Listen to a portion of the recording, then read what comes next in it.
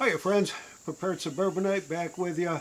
You know, life is just way too short to have too many excuses.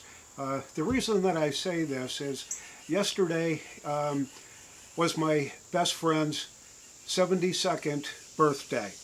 We were born a month apart and first met when we were in first grade. Now that was 67 years ago, I think, maybe 66 years ago. We'll just call it that. And we were buddies from that point on all the way through high school. And we ended up going to different pathways in high school. For college and things like that. I went one place, he went another, and he spent a couple of semesters doing that and then joined the Army. Well, I wanted him to be my best man in our wedding in 1972, but he was overseas in Germany, as a matter of fact, at the time. So I picked my second best friend, Joe, to be my best man in our wedding. But when my best friend Jack came back from Germany, he decided that he was going to get married and asked me to be his best man. And we spent hours and hours and hours and hours together. His wife, my wife, he and I together, getting together on weekends, playing board games, listening to Beatles music, and all kinds of stuff. And we just had a great time. His wife was a terrific cook, made the best pizzas around, and we enjoyed getting together with them. But like I said, life is too short, and I'll be back right after this.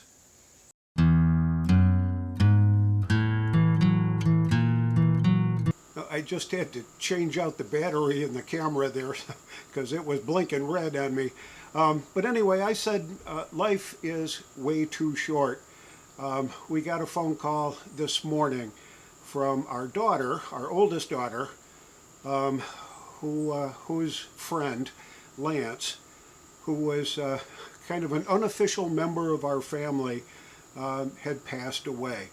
And he was, I think, 50 or 51 years old, and ended up with some sort of stage 4 cancer that had metastasized, and he was really doing poorly the last couple of weeks and passed away overnight. And we first met Lance when he was 17, and he got into a scuffle, I think, with his dad. And his dad bounced him out of the house at age 17. And my daughter came to us and said, "What can we do to help Lance out? He's homeless, basically."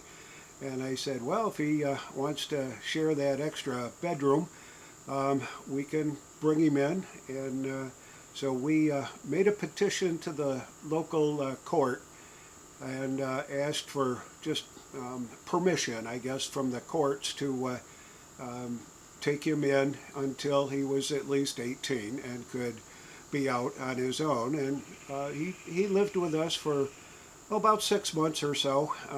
He turned 18, and that day he was gone. He decided that he was old enough to make his own decisions and all that. But Lance turned out to be a really super person. He and his wife were best friends with my daughter and son-in-law, and his passing really kind of hit us hard. He's a good man. Had a son that turned out to be a pretty good youngster, a pretty good kid. He's probably 21 now, and it's just a shame that life begins and ends too quickly for the good people in our lives. And my heart goes out to his wife and his son, and just to know that Lance was a fixture in our house and in our hearts for a long, long time. Well, now back to my best friend. We've made it a habit over the last few years. Since we've moved away from home, we lived in New Hampshire for 10 years and then came down here to North Carolina about 22, 23 years ago, and really think it's the best place we've ever lived. And my buddy Jack decided that he was going to stay in our hometown, and he did. Been through all kinds of stuff. He lost his wife, I think in 2018, thereabouts. She just passed away. She was having all kinds of physical issues and all that, and just couldn't seem to get past them. And she passed away in, I think, 2018. And Jack was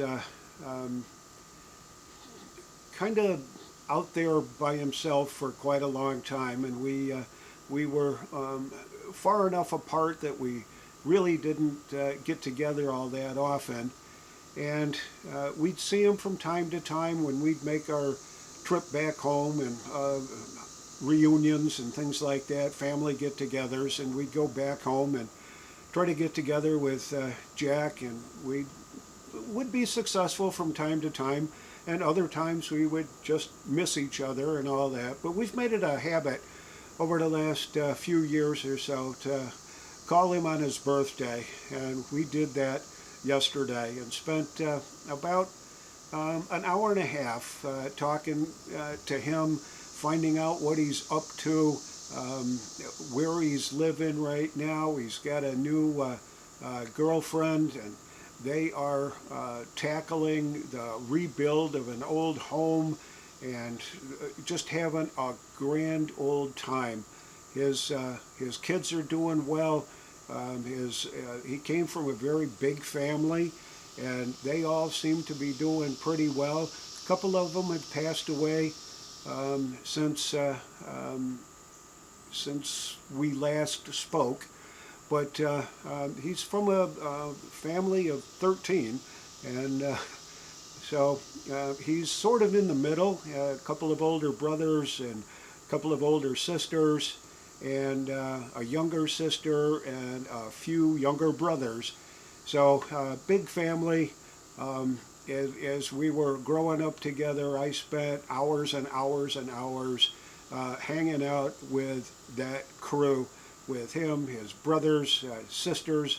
It was a big part of my life, and I am so glad that we have made it a priority to stay in touch with each other.